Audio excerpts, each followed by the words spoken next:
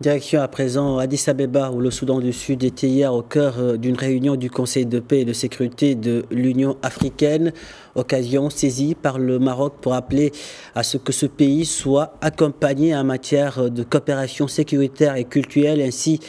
qu'au niveau du développement socio-économique et humain. Et pour l'expert en géopolitique Ariane Zouzi, cet appel du Maroc pour la pacification du Soudan du Sud montre qu'une initiative africaine est aujourd'hui plus que jamais nécessaire. Ensemble, nous l'écoutons.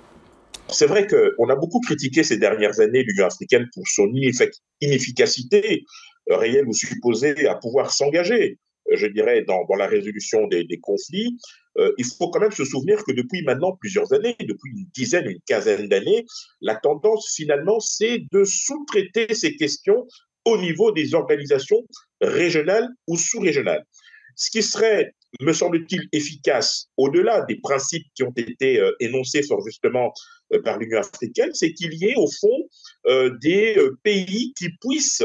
se mettre d'accord pour pouvoir mener ensemble à la fois une forme de médiation ou une forme de... C'est vrai qu'on a beaucoup critiqué ces dernières années l'Union africaine pour son inefficacité réelle ou supposée à pouvoir s'engager, je dirais, dans la résolution des conflits. Il faut quand même se souvenir que depuis maintenant plusieurs années, depuis une dizaine, une quinzaine d'années, la tendance finalement, c'est de sous-traiter ces questions au niveau des organisations régionales ou sous-régionales. Ce qui serait, me semble-t-il, efficace au-delà des principes qui ont été énoncés fort justement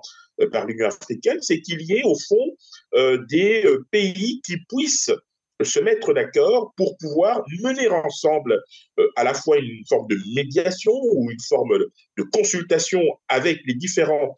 protagonistes, parce que vous savez, le Soudan et le Soudan du Sud, qui sont tous les deux plongés dans une situation très compliquée, impactent sur les pays voisins. Je ne vous parle même pas du Tchad, je ne vous parle pas de la Centrafrique, je ne vous parle même pas de l'Éthiopie. Donc, voilà une situation qui peut potentiellement déborder vers les autres pays. Et c'est pour cette raison, me semble-t-il, qu'une initiative d'envergure serait précisément d'impliquer peut-être certains des pays voisins, pas tous, car on connaît la difficulté des relations qu'entretiennent notamment le Soudan du Sud avec certains de ses voisins, mais pour impulser une dynamique et créer les conditions d'une stabilité qui devrait profiter à toute la région. Au-delà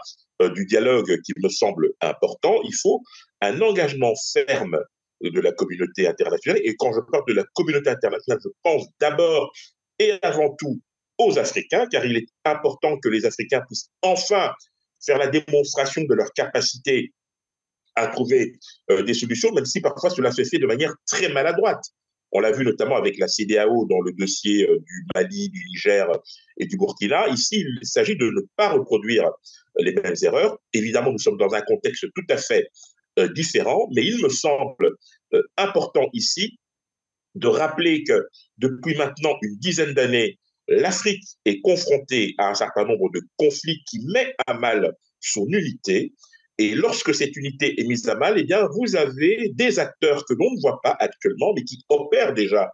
sur le terrain, qui peuvent, eh bien, tout simplement récupérer la situation à leur avantage, puisque une Afrique instable, notamment dans cette zone, peut être bénéfique pour certains acteurs mal intentionnés.